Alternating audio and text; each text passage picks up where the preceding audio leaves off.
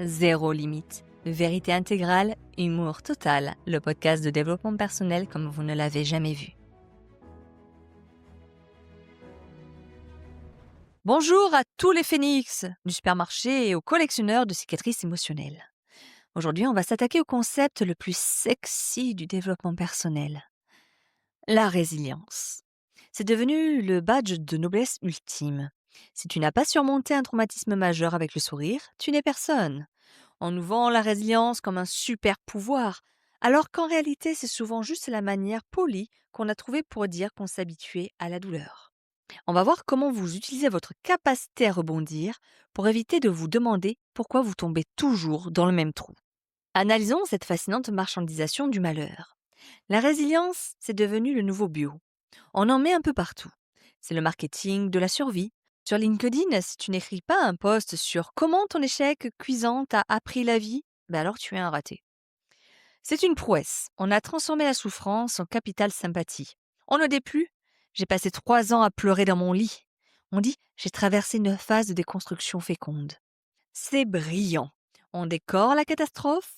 La résilience, c'est la couche de peinture fraîche sur un mur qui s'écroule. On est dans l'esthétisme du rebound. On admire celui qui se relève, mais on ne pose jamais la question de savoir ce qu'il foutait sur cette peau de banane au départ. On valorise la force brute de celui qui encaisse, ce qui est très pratique pour le système. Continuez à souffrir, les gars, tant que vous restez résilients, tout va bien. Et vous avez remarqué les gens qui sont trop résilients? Ceux qui veulent absolument trouver un côté positif à tout. Le mec se fait voler sa voiture, il te dit « C'est un signe, l'univers me dit que je dois marcher un peu plus, je suis en pleine gratitude pour ce voleur qui m'aide à faire mon cardio. » Mais non, tu n'es pas résilient, tu es juste en train de te faire balader par ta propre mauvaise foi. Et le vocabulaire de la résilience, ce qui ne tue pas rend plus fort. On l'entend partout celle-là. Mais c'est faux. Ce qui ne te tue pas te laisse souvent dans des douleurs lombaires et une peur panique des ascenseurs. On essaie de se convaincre qu'on est des super-héros parce qu'on a survécu à une rupture ou un licenciement. On est là, à lire des citations inspirantes sur le bambou qui plie sous le vent. « Regarde, chérie, je suis un bambou. » Non, tu es juste un type en peignoir qui n'a pas fait la vaisselle depuis mardi. On confond digérer le truc avec faire semblant que ça n'a jamais existé. On connaît tous ce moment où on s'installe dans notre costume de survivant comme un vieux pull confortable. On se sent un peu spéciaux, on a souffert, nous. On a vécu. On se regarde dans le miroir et on se dit « on a traversé des tempêtes, on en a vu d'autres ». Ça nous donne une contenance. On se sent plus profond que les autres, ceux qui ont une vie facile. On finit par aimer nos blessures, parce que sans elles, on aurait peur d'être ennuyeux. On s'accroche à notre résilience comme à une bouée. Mais on oublie qu'une bouée, c'est fait pour sortir de l'eau, pas pour vivre dedans pendant 20 ans. On finit par se complaire dans cette image de celui qui se relève toujours. On attend presque la prochaine catastrophe pour pouvoir prouver à nouveau qu'on est fort. On est là, à attendre que le vent souffle pour pouvoir faire notre numéro de bambou. C'est épuisant de devoir toujours être un exemple de courage. Et je vous le dis par expérience. On finit par oublier qu'on a le droit de juste aller bien, sans avoir besoin d'un drame pour justifier notre valeur. Allez, c'est parti. On va arrêter de sacraliser le fait de ramasser les morceaux. Écoutez bien.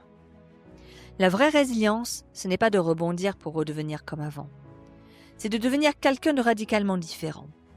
Si vous utilisez votre résilience pour retourner dans la même situation toxique, ce n'est pas de la force, c'est de l'obstination névrotique.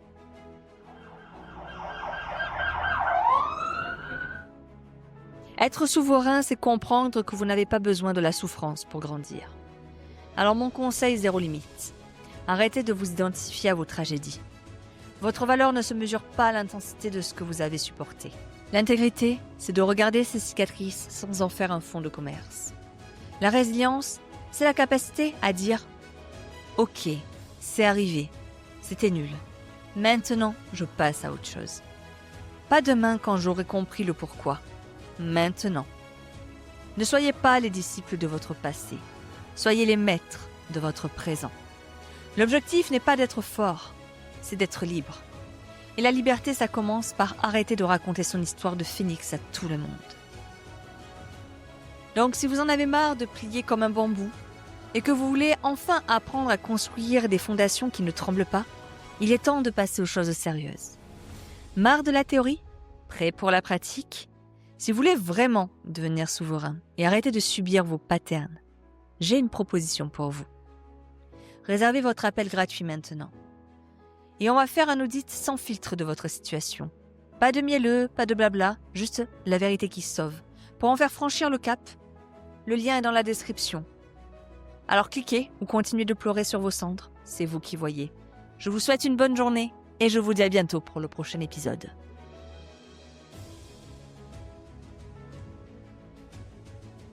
Pense à liker et à t'abonner pour être notifié des prochains épisodes de Zéro Limite, vérité intégrale, humour total.